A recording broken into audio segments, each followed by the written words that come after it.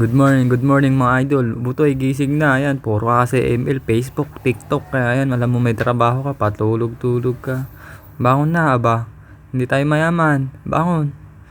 Ako si Benjo, may pangarap. Kaya tara, samahan niyo ako. Pagising ko nga, nakatingin agad ako ng pwede naming ulamin ni Papa. Pero nakaluto na pala siya kahapon. Yan yung sinangkot sa niyang baboy, tsaka yung inulam namin kahapong tira. Yan ang pinapaitang pambing. Sarap nga ng kain namin kagabi dyan. Tapos nagayak na namin yung pangdamo. Pininturahan ko nga pala kasi ang pangit ng pula, hindi bagay sa grid, kaya nilagyan kong black. Pero may aatidan palang meeting si Papa, kaya sabi ko ipagawa ko na lang din motor ko habang nasa meeting siya. Ang sira nga pala ng motor ko guys, itong remote. Kasi nabasag siya, nawala yung karga sa loob, yung pinaka sensor niya, kaya yan, wala yan yung laman, battery lang yung natira. Kaya ang gagawin ko, bibili na lang ako nyan guys ngayon. Tapos naglinis pala ako muna ngayon kasi hindi nagwawalis si Papa. Kaya yan, tamang vacuum muna tayo. Tapos yan, nakagayak na nga ako guys. Yan, pray before ride syempre. Tapos dinaanan ko nga pala dito si Juban. Kasi wala akong kasamang pupunta para may kakwentuhan ako pag nandun na ako. Habang hinihintay ko nga pala si Juban, andito pala si paring Tyson ko. Lasing nga agad, kaaga-agad. Tingnan nyo guys si Sura. Mukhang nasundot yung tama. At may hinahanap siya guys na kaaway niya. Ewan ko kung sino.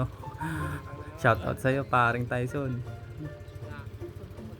Tapos bumiyahin na nga rin pala kami. Dumaan nga pala kami dito sa may pinag-graduatean nila ate sa CLSU. Diyan sa hindi din ako mag-aaral kaso overqualified daw ako.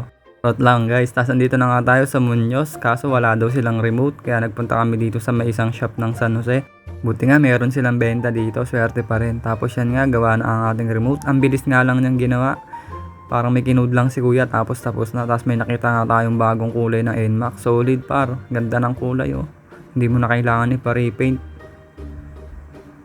Tapos pag uwi nga namin, dumaan kami muna dito sa Villajoso na ata to. Hindi ko sure eh.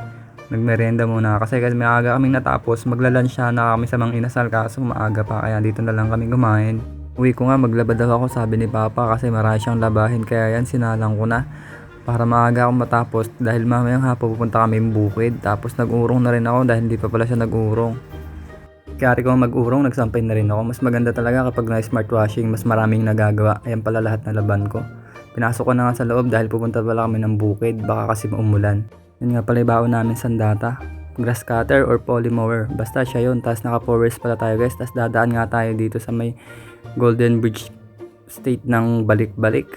Tinatawag nga ako ni pare Haye dyan kaso di ko siya narinig. Shoutout sa'yo pare. Tapos dito lang pala nakasugay mga elepante sa amin sa ilog.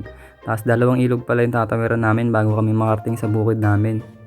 Pagdating nga namin yan, nagsimula na kami ni Papa. Sa kanya yung malaki, sa akin yung maliit. It nga itong gamit ko, parang hirap talaga sa pasyok, pang damo lang. Kaya ito na lang yung dinali ko, mas sariwang dabo, mas kaya niya. Dito nga medyo sumasama na yung panahon, paambun-ambun, kaya inapura na namin. Tapos mambun na nga guys, kaya yan, lumili muna ako dito sa kubo at kumain ng sunflower. Salamat pala sa nagbigay. Nung wala na ang ulan, ako naman sumbulat kay Papa. Tsaka lobat na rin yung ginagamit kong maliit, kaya ito na lang din, sumbulatan na lang kaming dalawa. Salamat po pala sa mga sumusuporta at mga nag-share ng video natin. Shoutout sa inyo mga idol. Yun lang po, salamat sa pagsama.